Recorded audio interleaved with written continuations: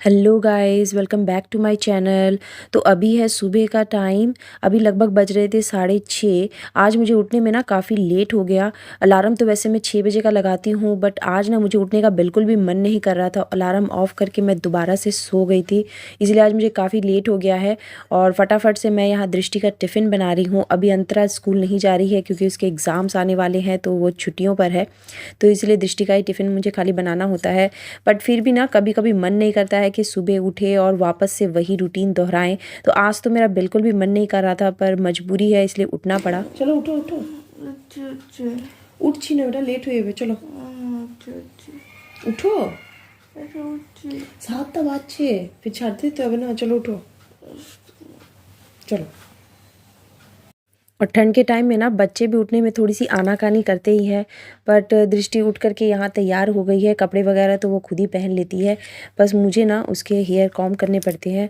तो यहाँ मैं उसके बाल बना रही हूँ। इसके बाद मुझे भी तैयार होना है क्योंकि मुझे उसे छोड़ने जाना होता है। तो ये एक मेरी स्पेशल ड्यूटी है जो मुझे उसे स्कूल छोड़ने के लिए जाना पड़ता है।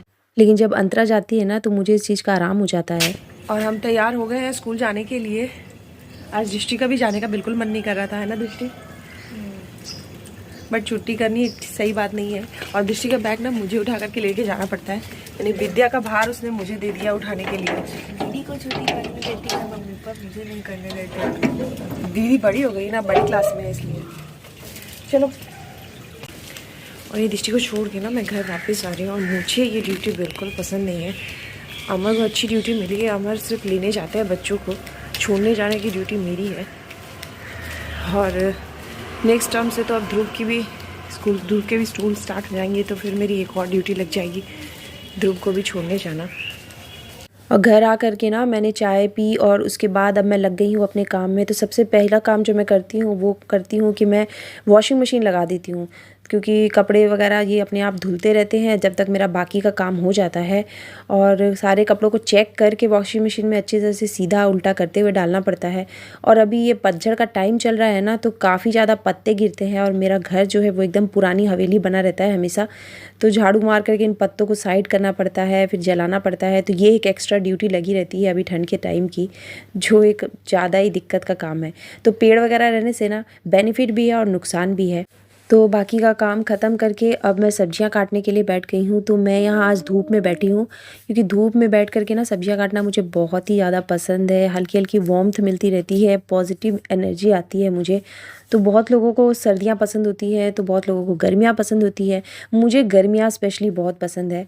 सर्दियों में तो बच्चे बीमार ही रहते हैं। पूरा जनवरी का सीज़न जो है ना वो बीमारी में ही पार हो गया। या तो ध्रुव बीमार रहा, या मैं, या फिर अंतरा दृष्टि। तो मुझे इसलिए सर्दियाँ एकदम पसंद नहीं है। गर्मियों का मौसम मुझे बेस्ट लगता है। तो सब्जियां वगैरह मैंने कट कर दी थी पहले ही। उसके बाद मैं नहा के पूजा करके नाश्ता भी फिनिश कर लिया मैंने। और अब मैं लग गई हूँ सब्जियां बनाने के लिए। तो आज ना मैंने प्याज साग की सब्जी बनाई है, साथ ही साथ बैंगन के चक्के बनाए हैं।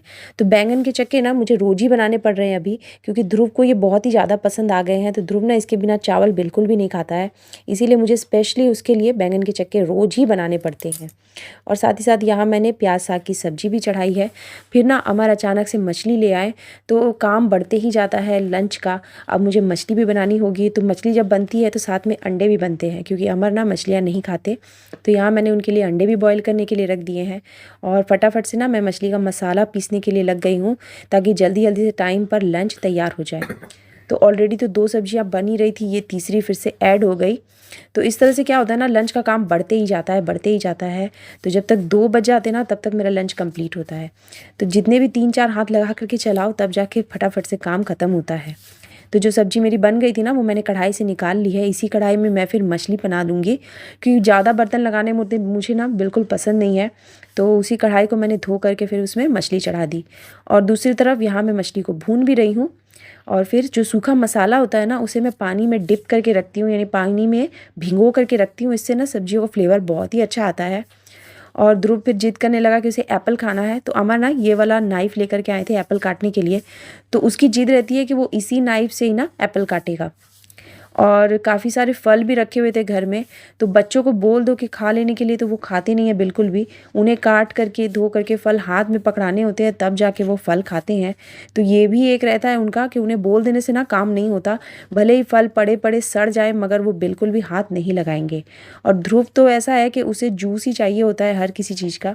अगर फल उसे काट करके देती हूँ ना तो वो नहीं खाता, इधर उधर फेंकता रहता है। बट जूस निकाल के दे दो ना तो वो ठीक खा लेता है। लंच सारा बन करके कंप्लीट हो गया है, मैंने साइड में रख दिया है।